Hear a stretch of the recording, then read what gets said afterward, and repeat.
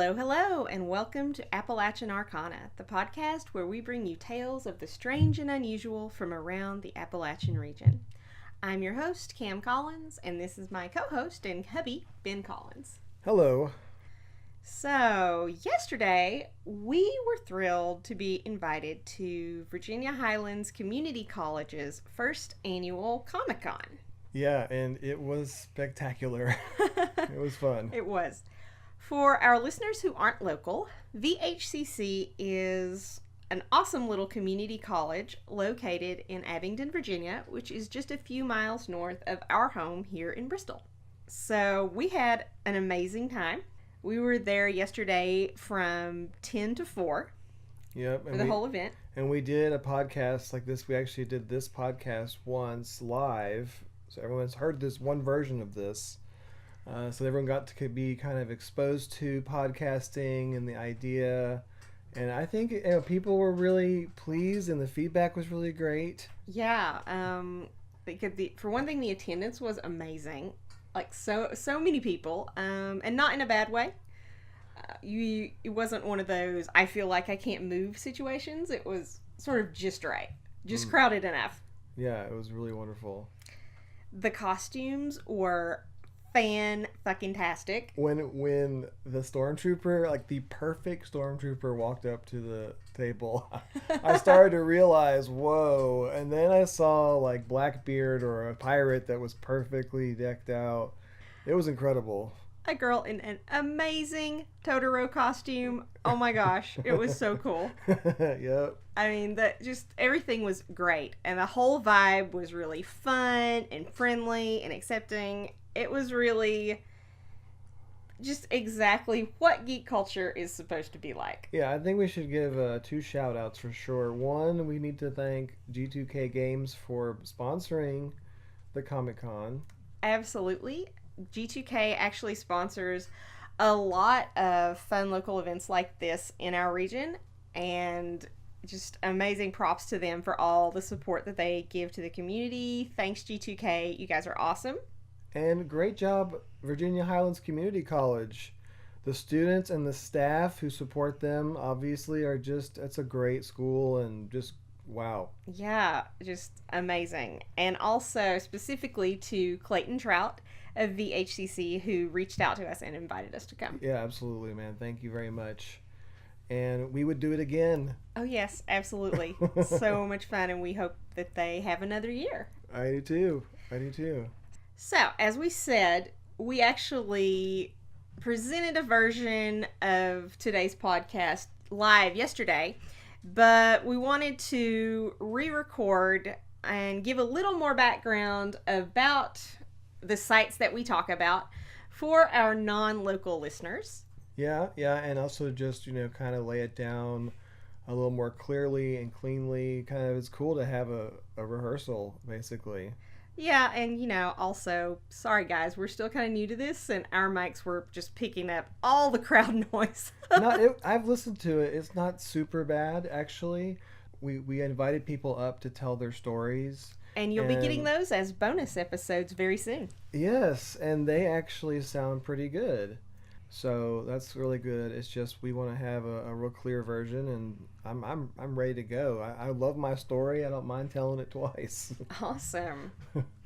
Well, in honor of the event, I chose to cover the town of Abingdon. Yeah. And talk a little bit about the many ghosts who live in Abingdon. Right, there are quite a few. There are quite a few. To talk a little bit first about Abingdon. As I said, Abingdon is a town in Virginia. It's a little bit north of where we live in Bristol, and it's an old town. Yeah, it's a significant little spot in American history and stuff. It has a lot of historical sites and things like that. To give a little bit of background, this is according to Wikipedia, between 1748 and 1750, Dr. Thomas Walker surveyed the land where the town of Abingdon is now situated. It was on the Great Road that Colonel William Byrd III ordered cut through the wilderness on to Kingsport, Tennessee. In 1760, Daniel Boone, yes, that Daniel Boone, named the area Wolf Hills, or Wolf Hill, singular. They're kind of differing. Yeah, well, not to cause reports. controversy, it's Wolf Hills. Yeah, it's Wolf Hills. But we've seen Wolf Hill reference. We've seen just Wolf for Hill the note. reference. Yeah. Anyway, it's called Wolf Hills because there's a hill involved, basically. And the story is that Daniel Boone was on a hunting expedition, and some wolves came out of a cave, which was sort of under a hill, and attacked his dogs. Mm-hmm. And so he named the area Wolf Hills. And the site of the attack is now called Courthouse Hill. And interestingly enough, there is a house currently called the Cave House, which is built on top of the cave. Yes, and as if on cue, our dogs are wrestling downstairs, reenacting The battle. which of course the dogs are victorious. Of course they are, in Right. their own little minds. So, Daniel Boone named the area Wolf Hills. And later, a fort called Black's Fort was built on the site that is now Abingdon. Okay. That was like in the 1770s. Mm-hmm. And apparently, pretty shortly thereafter, it became Abingdon. The point is that this town has been there a long time. Yes. And it's been also there. It's been involved in, you know, a lot of like skirmishes and early American war type stuff and things like that, as well as it was pretty significant during the Civil War.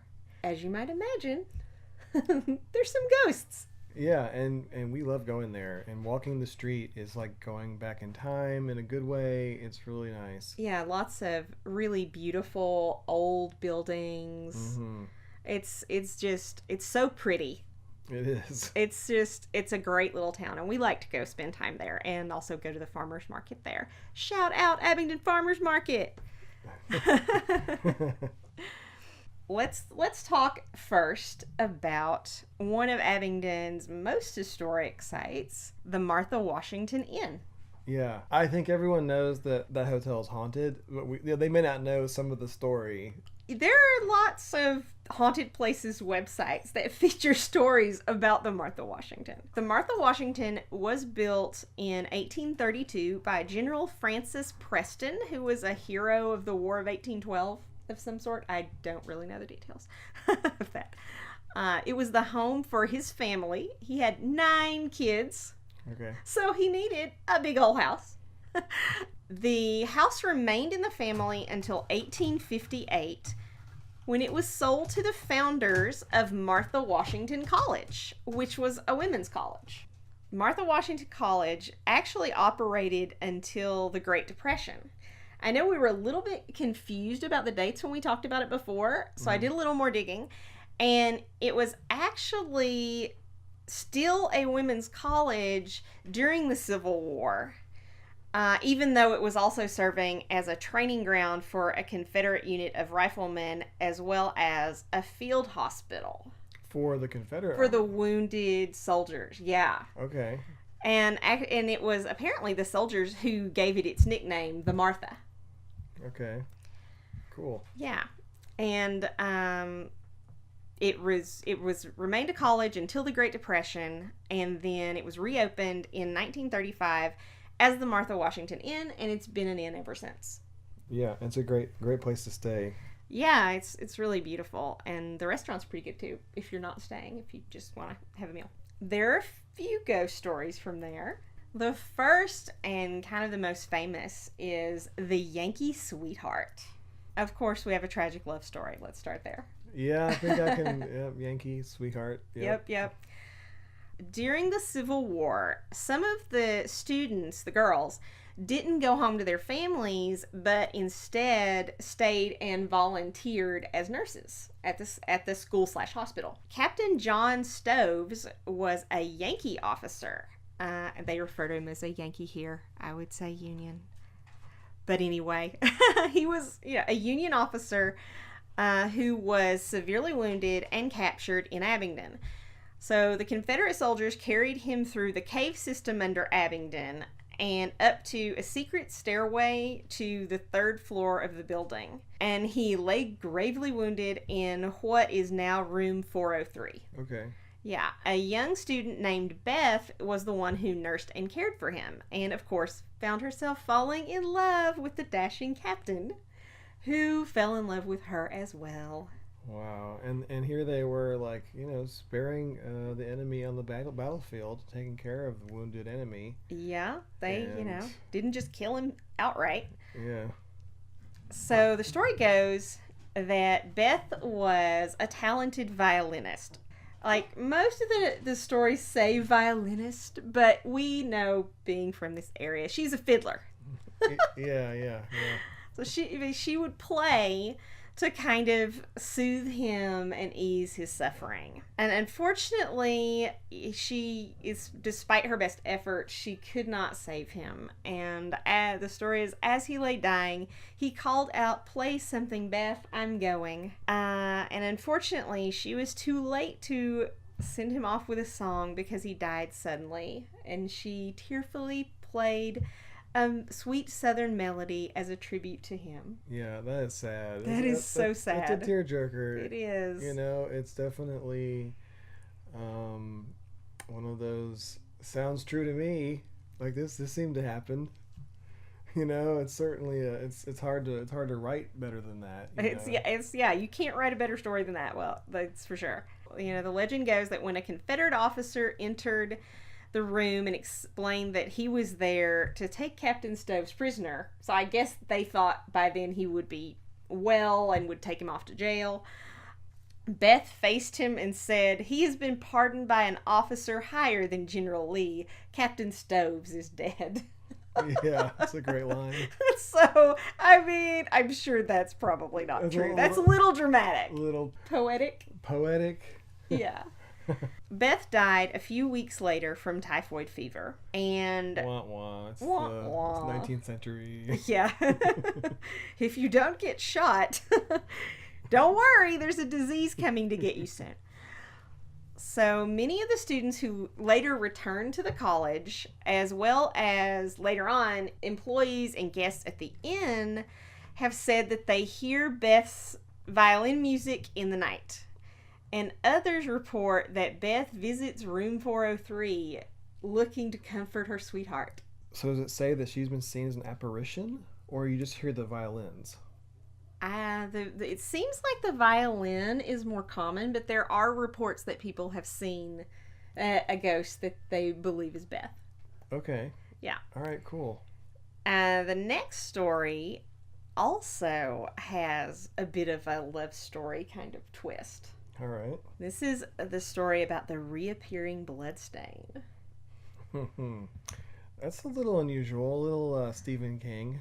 So the story is that a young Confederate soldier was assigned to carry important papers about the location of the Union Army to General Robert E. Lee.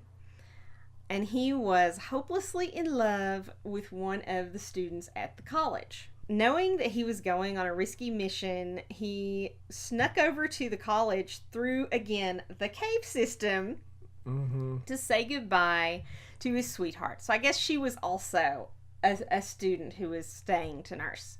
The soldier, goes through the cave system and meets his girlfriend, and as they're saying goodbye, 2 Union soldiers come up the stairs, I guess from the caves, find them, open fire, shoot the guy, and when he fell, his blood stained the floor. And the strange thing is that through the years, the blood stain continues to appear. It's said that carpets placed over the area often develop mysterious holes over the stains, and even after the floors have been refinished, the stain will reappear. Ooh. So, I wonder if you could actually, figure out exactly where it was and see if you could look at the floor and... Yeah, I mean, I guess it depends on, how game the current management of the inn is. Can you ask, would you show me the bloodstain? Yeah, one thing I like about these stories is this is a very visitable experience. It is. Like, you can say, you know what, I would love to actually go look at stay in one of these rooms Yeah. and see if I have an encounter. Yeah. Or hey, just have a great time. Right. All right, so that's cool. I got you. Is there anything else from Martha Washington? There are. It's like, oh yes, let me tell you. A similar story to the bloodstain involves a trail of mud. Okay. So this is pretty short. The story is that numerous people have seen a soldier hobbling along on a crutch and leaving a trail of mud in his wake, like going down one of the hallways in the inn. Oh, that's creepy. A ghost that goes down hallways. That's pretty creepy. Yeah. And leaving mud also. Okay. So there's that one. And my personal favorite, the Phantom Horse. The Phantom Horse. The Phantom Horse. That is very cool. Yes. The story is that on moonless nights, people have seen a horse roaming the grounds, searching for his owner and awaiting the call to ride home. I have loved this story. It's so great. It's another Civil War story. The horse supposedly belonged to a Union soldier who was shot in front of the inn in 1864. And I read a little bit more about this. There's some accounts that he was actually kind of a famous guy who was tearing through the town, burning things down, that were like, would be resources for the Confederate Army. So yeah, they were kind of hot to get this guy because he was going around burning stuff and things like that. Okay, wow, that's some cool extra details. And I remember this happened just like that time at Elder Brew.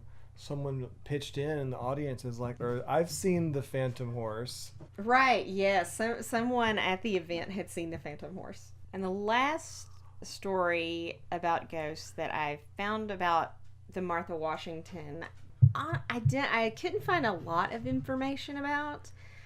But there was a brief mention in Wikipedia that the basement is supposedly haunted by the spirits of black slaves. The story is that they were kept in an underground chamber, so I guess maybe they had them living in the basement, which is fucking awful to begin with. But then some were actually buried in the walls of the hotel, which is just, that's terrifying. That's like not cool or fun or romantic at all. That is horrific and awful. I wish I knew where that source came from. I know. I couldn't find it. So yeah, and I kind of looked through the Wikipedia sources, and I don't know where they got that story. I couldn't find it. Well, if you have any stories to share or details to add, please contact us on AppalachianArcana.com. Yeah, and let us know. The activity that people see now at the hotel involves things like people have been like touched. As I said, they've seen apparitions. People have seen the soldier with the crutch, and they say that they've seen Beth, and they've certainly seen the Phantom Horse, right? So they've actually seen the ghosts. Staff say that they've heard their names being called, which is kind of a common theme in ghost stories. A lot of people will say that they talk to them. Guests say that they hear military drums outside at night. And, of course, objects move around and that sort of thing. The staff say that, some of the staff anyway, say that the activity increases during the winter months when the hotel is quieter. Okay. And interestingly, I found a thing about this on BuzzFeed, who apparently sent some bloggers there who tried to live stream a ghost hunt. Neat. Apparently the live stream didn't go very well because they had tons of technical difficulties and interference, which is pretty common with a haunted place, right? They didn't want to be live streamed. Yeah, but they said that they heard a lot of strange noises, and apparently they managed to record a little bit of the sound of violin music. Whoa. Yeah, so kind of crazy. Neat. That's a really good find. Yeah, it was pretty cool. So you may have noticed in my stories of the Martha Washington and the previous thing, there's a lot of mention of caves. So one of those caves it's kind of also like a tunnel. So I don't know if there was a cave and it's been extended into a tunnel, but there's definitely a tunnel that stretched between the Martha Washington and one of Abingdon's other famous attractions, the Barter Theater. So the Barter Theater is in a building that was originally constructed around 1830 as a church, and it was remodeled several times over the years. The first theatrical performance held there was in 1876. So that's like the first record they can find of a play of some sort being held there. In 1933, a young actor named Robert Porterfield opened the Barter Theater as literally that, a theater where people could barter goods to see a show. Porterfield called it exchanging ham for Hamlet. Just like, kind of a bad pun, but so apparently though it worked. The price at the time was 40 cents or an equivalent amount of produce, dairy products, or livestock. To everyone's surprise, except maybe Porterfield, the first show sold out. Wow. Yeah. And in 1946, Barter was designated the State Theater of Virginia. It was the first professional theater to attain this status. Today, Barter honors its history as a literal barter theater by hosting at least one performance a year where the price of admission is a donation of non-perishable food items that Barter then delivers to one of the local food banks.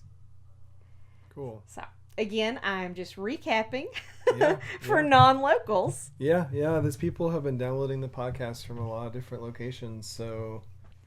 it's people who are curious about Appalachia, not just from here, even though, most listeners probably know or who a lot live about this. Not in our direct area because it's a huge region. Yeah. So Barter is also said to be haunted. Mm-hmm. Their main ghost is actually the founder of the theater, Robert Porterfield, according to Rick Rose, who is the producing artistic director of the Barter. Okay. So yeah, the Barter is like totally publicly acknowledges their ghosts. They're fine with it. According to pretty much everyone at the Barter, it's kind of well known. Porterfield's ghost, I should say, has been seen in the audience, the stage manager's booth, and backstage. So he's kind of all over the place, and it's really all in good fun. Like, the actors consider it good luck to see Porterfield's ghost, particularly before a show. Even though he likes to play pranks on the actors. Apparently he'll do stuff like move props around and things like that. Like, even during a performance. Whoa. Yeah. Like, people have seen it happen.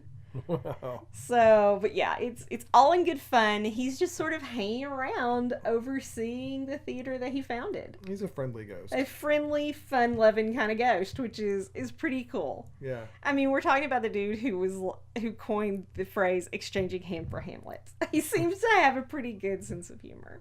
All right, cool. So that's really cool. The other one is a little spookier. Supposedly the rehearsal hall is haunted by the ghost of a housekeeper. It was said that she used to hold seances and imprison evil spirits in the theater's pyramid room, which is now kept locked, according to the source that I read. Really? Yeah. And she is known to yell at staff and actors who stay late at night or rehearse past working hours. She's like, go home. I gotta clean this rehearsal hall. Interesting. Yeah. So. Oh, but it's locked. What's inside? What's in the pyramid room? We want don't to know. I know. It's we will so look into interesting. that a little further. Yeah, we're gonna have to snoop around and be like, hey guys, what was in the pyramid room?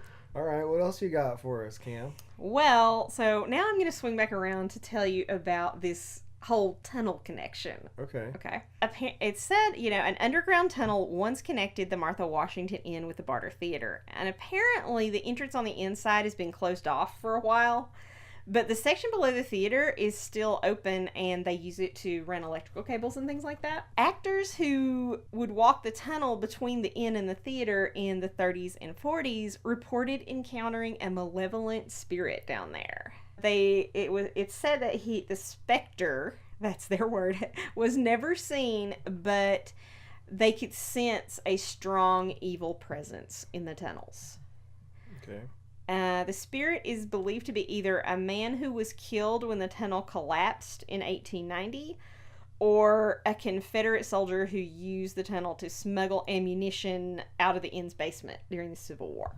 But I feel like, you know what? I think this guy who built this house, he had escape routes.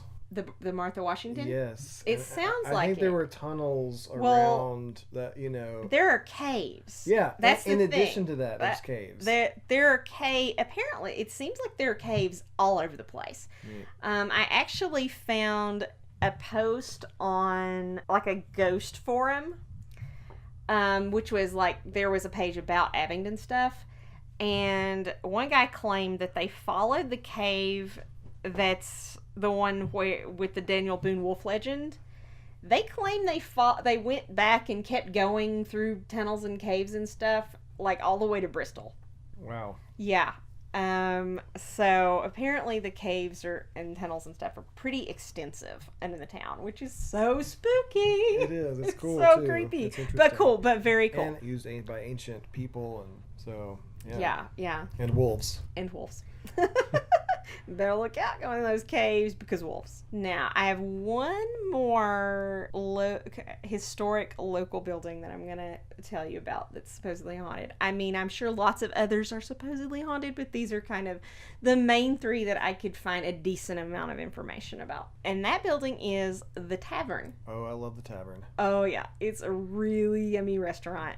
We love to go there.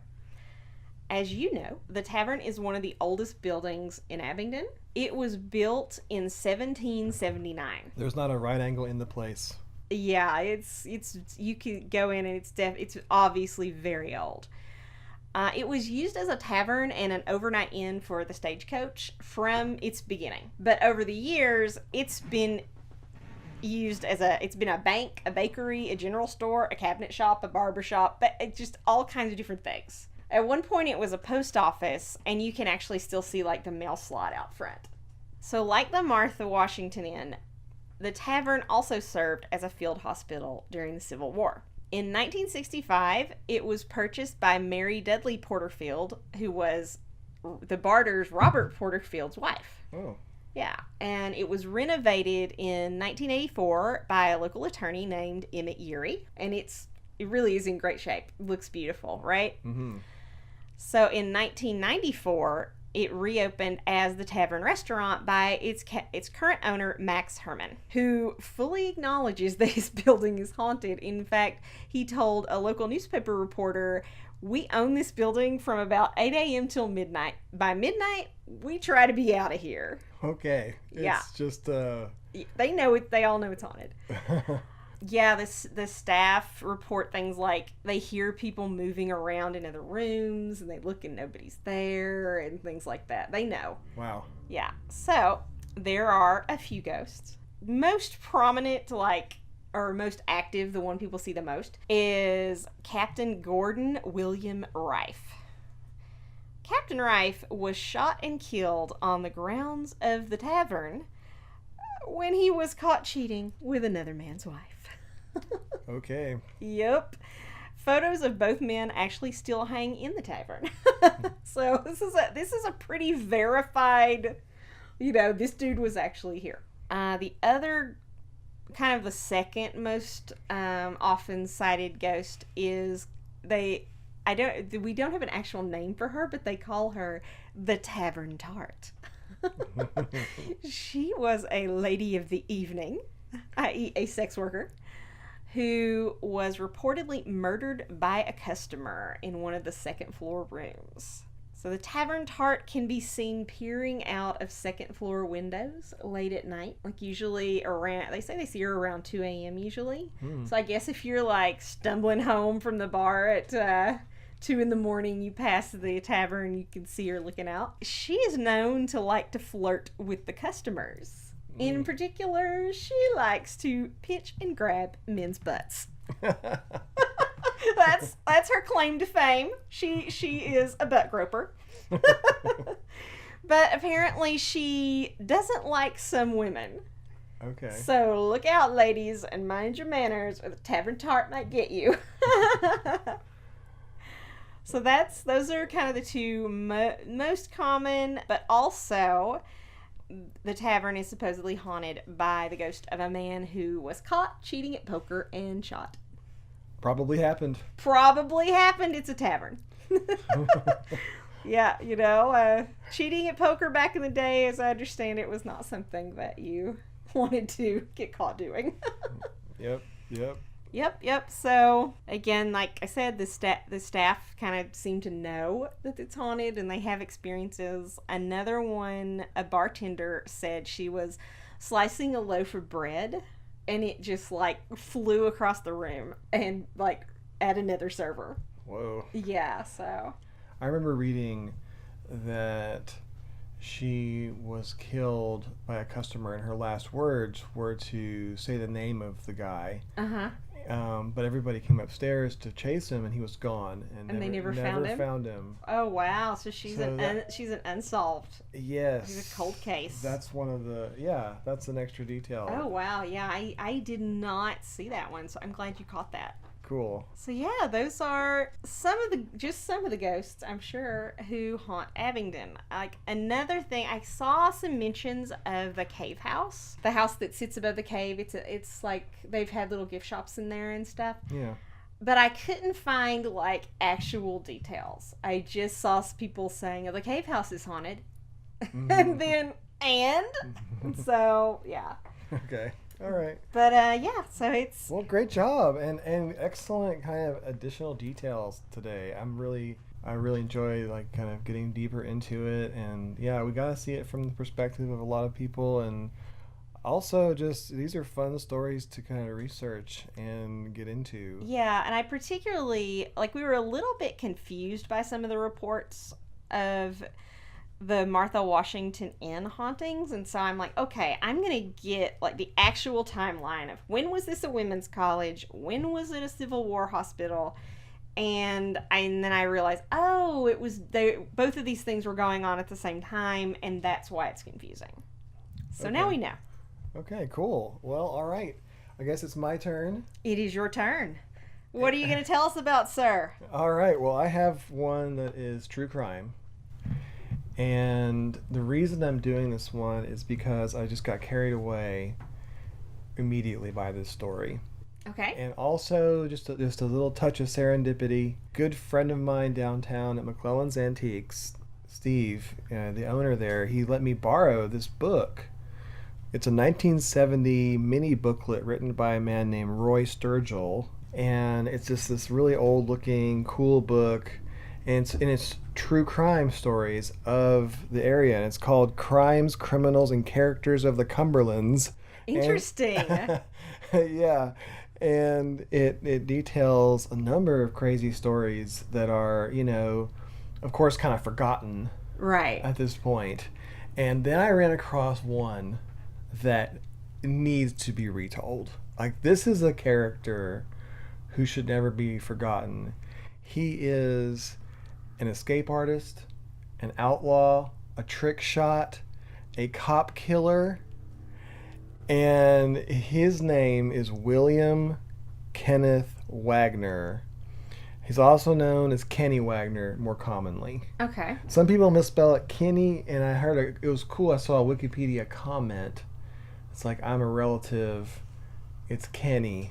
Not Kenny with an I. Kenny. I don't know how that kind of happened, but yeah, so Kenny seems to be more correct. Because someone couldn't spell. Maybe.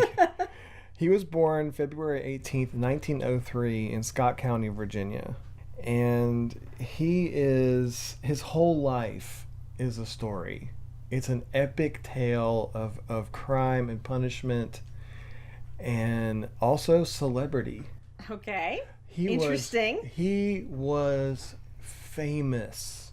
He became his notoriety. Everyone from that generation knows who he was.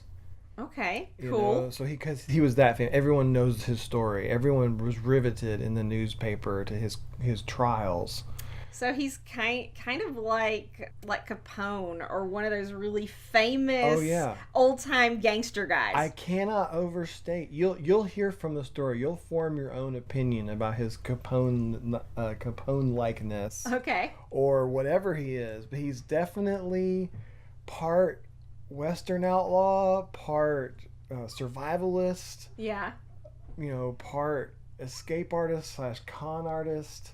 Interesting. And cold-blooded killer, and also beloved figure, in a way. Like he's actually I'm getting a little ahead of myself. Okay, yeah, you are. But just to finish the kind of intro, the story is essentially he always killed in self-defense. Okay, he wasn't a serial killer going to stalk people and kill them. Right. That's the story, though. So all his crimes were in self-defense, and he was a good guy. All Theoretically. Right. So Kenny Wagner, sometimes known as Two Gun Kenny Wagner, because he had 2 6-shot pistols. Okay. Okay. It just sounded like the westerns. Yeah, I was gonna say just like a western. Yeah, his father gave him a .22 at a young age. As you do. Right? I guess. And he, got good at shooting squirrel and whatnot. And he ran away at age 14 to Texas. Don't have much detail on that, but he definitely has a connection to Texas, Mississippi, and Gate City and around here. Okay. He learned horse riding in Texas. Okay. Of course. And then he joined a circus as the Texas Kid. So because he was a trick shot. Oh, okay. He loved guns his whole life, and he was really good aim. Oh, okay. He was really a good aim. So one little funny story was when he was at the circus, they had this Bronco named Funeral Wagon. Okay? He was feared. Okay? Yeah, it sounds like it. And the idea is that no one could ride it past 10 seconds. And this young teenager is already a pretty big boy. All right? Yeah. He grew eventually to be 6'3", 260 pounds. Okay, so he's a big dude. Yeah, large guy, very handsome. And he got on that thing. He rode it for longer than 10 seconds. And then he got in trouble with management because that's kind of like the legend of Funeral Wagon. So, don't tell anyone. Don't tell anyone you did this. And don't do it again. Don't do it again. So that was his formative years. Okay. And then the first thing we know of where it all kind of started to go wrong. And it's kind of like saying that he got off on the wrong foot in his life. Okay. And he could never get back on the right foot. Okay. Essentially. And this is where it started. He was arrested for stealing a watch. Okay. What happened was, a few days after being put in jail, he punched a guard like lights out, knocked him out, and got away. And some think he had help. Okay. There's literally a story from Mississippi where there's a white horse waiting for him outside the jail. Like some Hollywood movie. Okay. Yes. He gets on the horse and rides off to escape. Oh, crazy. And he's kind of has this celebrity in that area as being a kind of hero. And it's odd because what happens next is he gets hunted down by a posse, holed up in a shed, and apparently had 2 automatic weapons and blew up the sheriff, tore him to pieces with his guns. That is super gangster-like. Yeah, both hands. That's the thing he's known for. Yeah. Two gun Kenny had 2 automatic weapons, shot through the shed. It's like from a movie, killed say him, in the 20s or something. I know. Everybody takes off, and he escapes. Again. All right, but now he's a cop killer. Oh, yeah. All right, so he killed Sheriff Murdoch McIntosh. So, it's definitely interesting to see how this is a case where he is a loathed cop killer. Oh yeah, they're never going to stop hunting you now. Oh buddy. no, and justifiably so. That's one of the worst crimes there is. And here you go, though this conflict starts right away. His notoriety, he's both notorious in the police departments, and he's notorious in the community because some think he's unjustly being hunted down. Right. So I don't know if maybe he wasn't guilty of the watch. Probably was. He was known for running moonshine. Mm-hmm. So he was definitely like a gangster friends. in that way. A gangster all with prohibition. friends. He saw the writing on the wall and knew what to do. You Yeah. know, run moonshine. Yeah. Get it made. And, you know, always run around with 2 automatic weapons. Yeah. So, or 6 pistols. Anyway, so he was known for his handsome looks. That's another thing. He was very charming. He constantly would charm people. Well, you had mentioned that earlier, and when you said that, you know, he may have had help escaping, and I'm like, it was some woman who had access to the jail, wasn't it? Some lady he charmed, right? Maybe. All right, so he's free after killing the sheriff, but there's a report that he's in Kingsport the year later. Uh-oh. And this is the day of notoriety. Okay. That really should be remembered by people around here anyway in the Tri-Cities. Yeah. It was April 13th, 1925. He's with someone on the river, and the report goes like this. The sheriff said, "Get a casket ready." Okay, so they were coming with another posse this time, Kingsport police. And they weren't going to capture him. That was not the plan. That was not the plan. They were coming home with a dead body in handcuffs, you know. Because I guess they knew what he did in Mississippi. That's the point. Okay. They got a tip from somewhere that this cop killer was here in your town, and he's armed and dangerous, etc. Because of course, you know, it's been less than a year, so word's gotten out. Yeah. The point is, they show up. And he gets on the shore, and they're under an overpass, and there's trees and stuff. And they come zooming in, like on foot.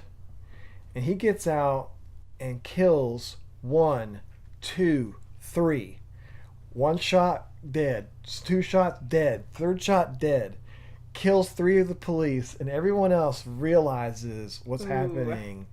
That this guy is a kill shot. You know, trick shot, aimer guy who doesn't miss. Like and a sniper kills or when something. he hits you. Yeah. And that's the thing. They start running. And he says, "I could have killed every last one of them, but I don't shoot men in the back."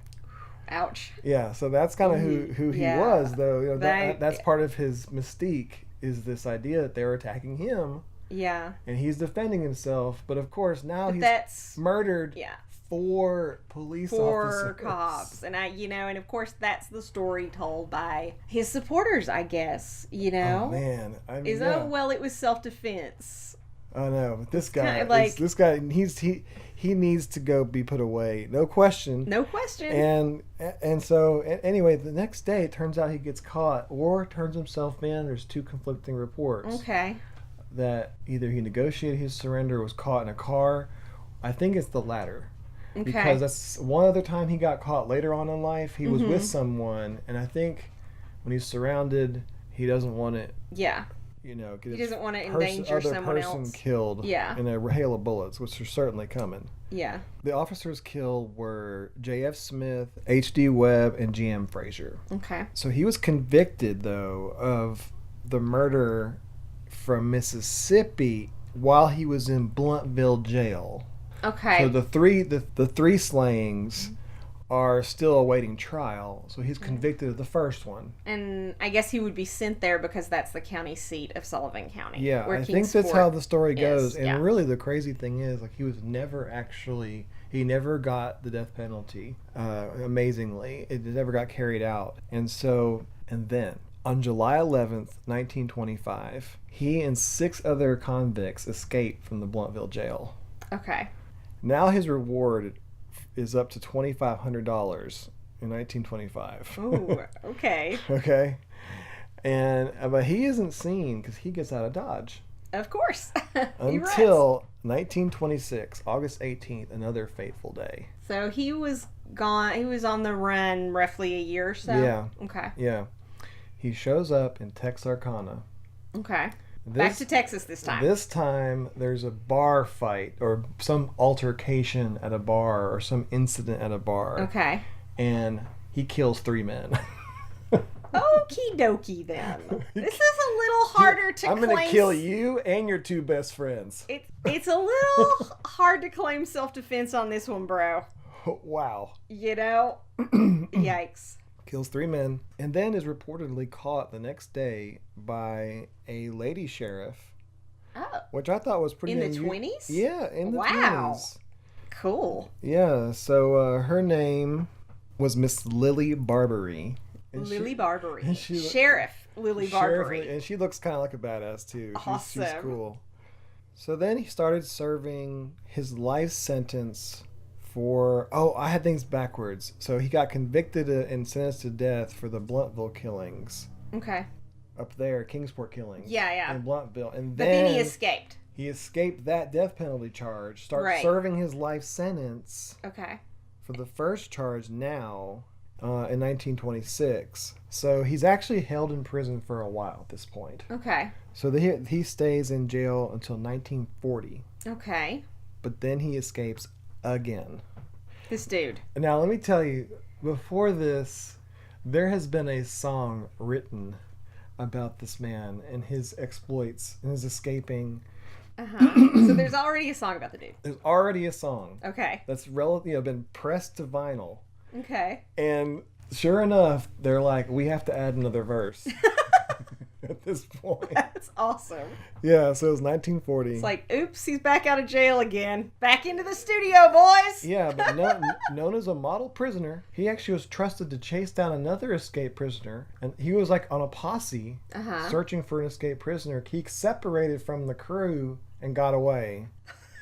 So somebody didn't know his reputation, I guess. Yeah. Wow. All right, this time he actually stayed on the run for like 3 years. Okay. And of course, one of his MOs is now he's out of town of Texas and found in Gate City, Virginia. Oh, so back in our area again. Yeah, in 1943, April, he found living in the woods. It's like, in quotes, kind of like off the grid. Like camping. Kind off the of, grid. yeah, being sheltered by old friends, and family up there. But his most notable escape, I think, was 5 years later. So he served another 5. Okay. And then on March 15, 1948, he escapes yet again. This time, he wasn't trusted with the posse to find escaped prisoners. He was trusted with the bloodhounds. He trained the dogs. Not to chase him. Yeah. Oh, they were good dogs. Good dogs to chase everyone else but his scent. He specifically reprimanded them if they followed his scent. And so when he escapes, the dogs wouldn't follow him. They refused, tucked their tail and are like, no, we will not follow him. Oh my God. Isn't that insane? It's so crazy that he was trusted with these responsibilities that he was obviously very unsuited for. Yeah. Because of his untrustworthiness. Yep.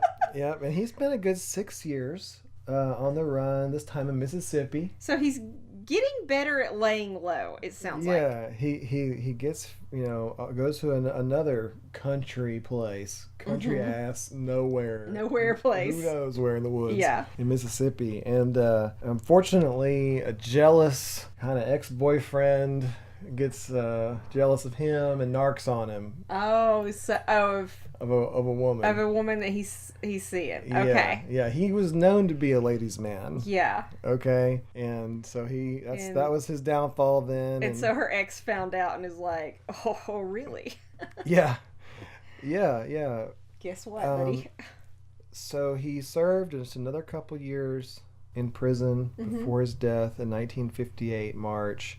And he actually kind of has this, the story of his death is even written down, which was that he was having heart trouble and he asked to be let out to go pet the dogs. The same dogs he trained before? Was he back in the same jail? Well, yeah, he was known back in Mississippi, a different jail, I think. But was still still loved the dogs. Loved the dogs. Part of that, has formed a real relationship with dogs, and he wanted to pet the dogs one last time and they died. Wow. Yeah, right there. And so, sad story, but in a way, like, how did he get away with not being hanged that long? I'll never know. Yeah, because he was sentenced to death, so you would think they would have Yeah. carried out the sentence once they recaptured him. But Yeah, no. yeah. So this, I mean, notorious criminal who, Yeah. who also was apparently just had a huge charisma, really strange combination Yeah. of things. And so he was so famous that when I didn't tell you this, when he had his trial over in Blumpville, it was packed. There were people out in the streets. You couldn't get in Wow. there. It was like a huge event. Wow. Like people came from all over. And then again, during his funeral, like 10,000 people were reported to come to Gate City on that day. Where would they put 10,000 people? I don't know. City? It's a tiny and town. the crazy thing is, a lot of them were from Mississippi, Oh, interesting. and they did something really creepy. Okay. They actually put his body on display in the courthouse, like open Like casket. he was lying in state or something. Yeah, Weird. Yeah, and people would come in and like flow around and like Wow. look at him. Maybe it was the only place big enough. I don't know. Pay respects Crazy. or whatever. Yeah, isn't that wild? It is. Yeah, and so that was kind of his last days, and you can actually find his grave. We'll put a link on the website, Yeah, so yeah. you know exactly where it's at. But you can visit the grave of Kenny Wagner, Two Gun Kenny Wagner, the notorious outlaw. And I hope you have enjoyed that, because I was amazed to discover his story. It was like a movie. Just like It hearing you tell should it. be It's a like movie. a movie. Well, yeah. at least a TV movie. At least a made-for-TV movie. Come on, A&E. Come on, let's do it. Get on it. Yeah, know. wow. That's a crazy story. And I agree. I grew up in the area and I've never heard that story. Yeah. So there you go. We've told it again, and I think it's worthy of kind of keeping being told. Yeah, like Kingsport should have like a memorial somewhere for those officers or something like that. Yeah, that's a really good point.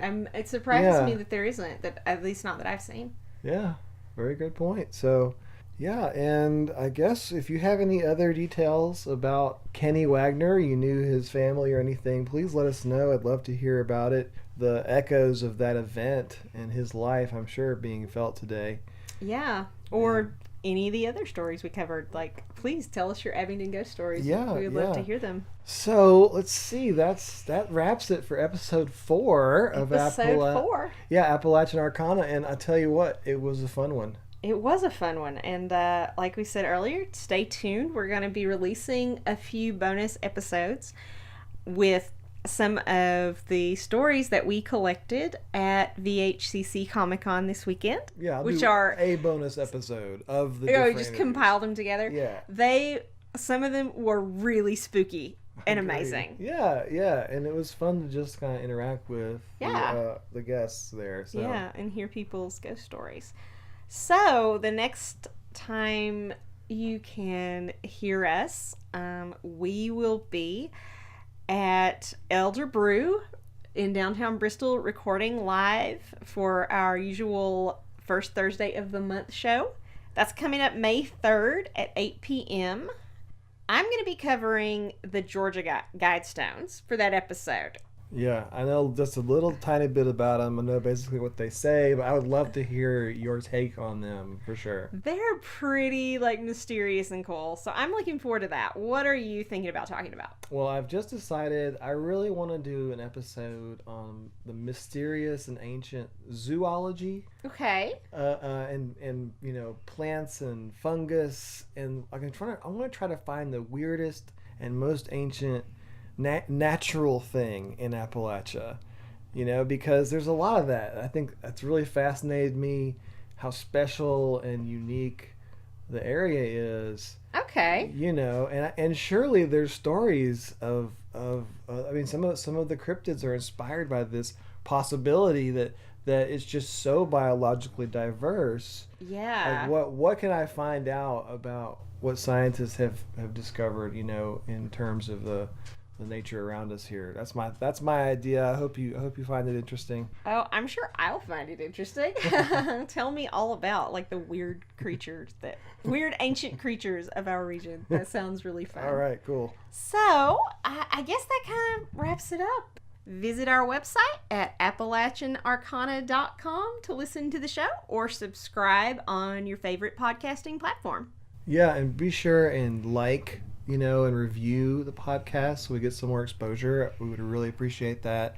And also go on social media, follow us out there on Facebook, Instagram, or Twitter, and, share and repost. We'd appreciate it immensely. So we're not actually Patreoning asking you for anything. We just want your thumbs up. Awesome. Yes, please give us a thumbs up. Also, if you have a story that you'd like to see us cover, or if you want to share your encounter with a ghost or some other strange thing you've seen, maybe it's a wampus cat, maybe it's a ghost horse, whatever you've run across that you find UFOs, interesting. whatever weird stuff. Yeah. Please send us an email at appalachianarcana@gmail.com. And remember, you never know what's out there. There are lots of things that go bump in the night in these hills. Bye. See ya.